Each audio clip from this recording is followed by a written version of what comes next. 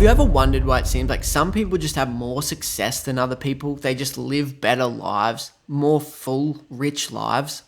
I don't know exactly how they do that yet, but it's something I pursue very regularly and it's something I'm learning a lot about. And it's something I like to break down and something I've gotten pretty good at, I'd like to say, over the last 3 or 4 years. Everything I'm going to talk to you about now is something I've been doing for a long time, something I've practiced and something that I know works.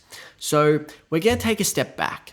I know that trading is why you're here, but I want to help you not only succeed in trading, but I want to help you succeed in life. And I think that you're going to get a lot more out of this if not only can you succeed in trading, but you can turn your whole life around or take a life that you already love and live it even fuller, even more passionately.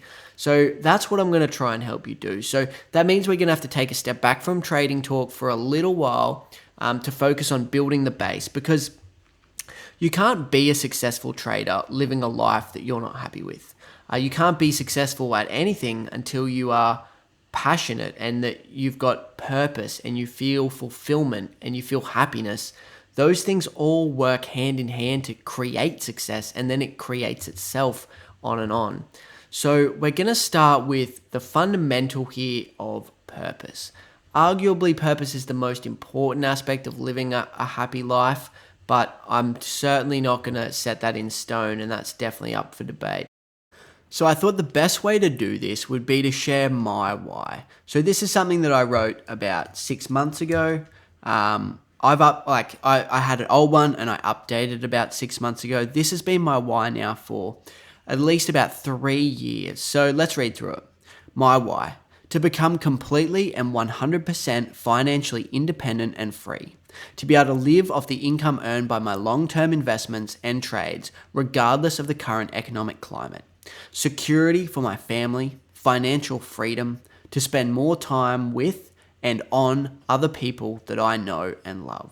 To help 100 other people succeed in their mission and to help them help the people that they want and need to help. Meaningful work and meaningful relationships. Now, that last line is actually taken from Ray Dalio's Principles. That line stuck with me probably more than anything else in that entire book. I thought the whole book was great, but that line in particular, that really resonated with me. So the why. Now you can see it's not just one sentence. It's a little bit broken up, but it has one theme. And that's why I like that sentence at the bottom, because I could delete all of this and this would still sum it up just as well. But I think separating it out means you know what to focus on. I need to focus on my trading and never forget the family and the people that I love, and never forget to help people succeed in their missions as well. So that's my why, and you're going to need to take some time.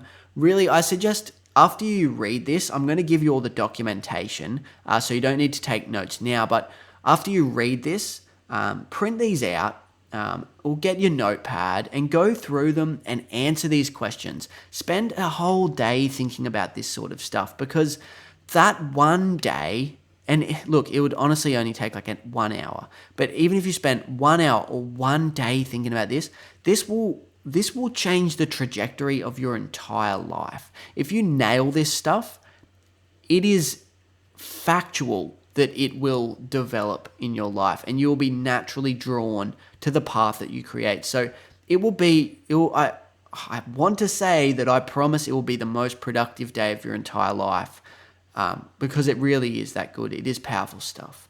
So get your why. You need purpose, right? If you're going to live a successful, happy life, you need purpose. Now, the next thing. This is a question taken from another book that I read. Can't remember the name right now. Another fantastic book. And I think the book was actually called The One Thing.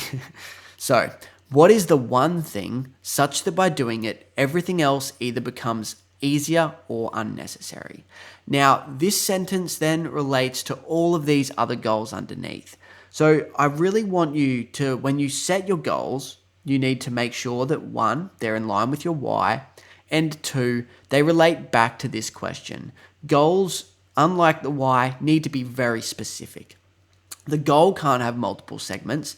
What you can do if you want multiple segments is make a work goal and a life goal. for both of these, or a personal goal. So that gives you the separation. So you don't have to say like, I want to build a really large business and I want to look after my family. You can split that out and have them as two separate goals, because otherwise it will get a bit confusing. So, and then the way you set these goals is by answering that one question, right? So what is the one thing such that by doing it, everything else either becomes easier or unnecessary on reaching your why? So turn that into a sometime goal. And the sometime goal is the furthest looking forward into the future. Maybe 10 years, maybe 20 years. It's up to you. It's the main driving purpose of your entire life.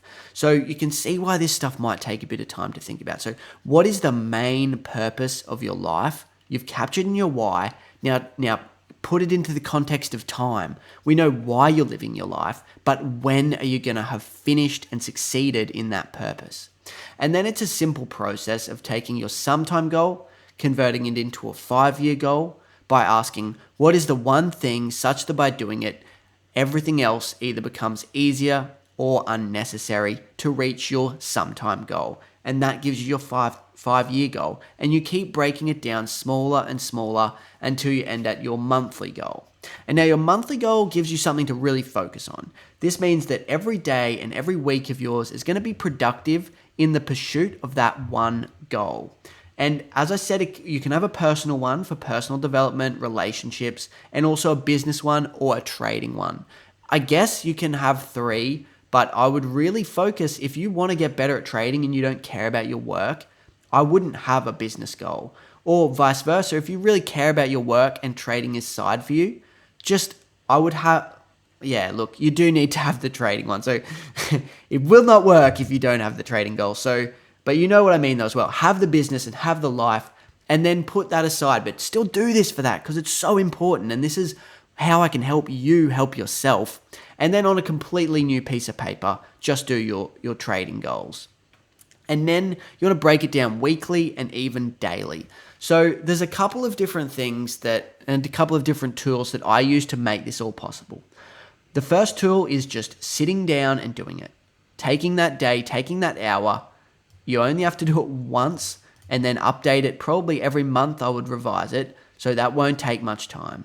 And then 2 other things I use is the 5-minute journal by Intelligent Change. And that might have to load here.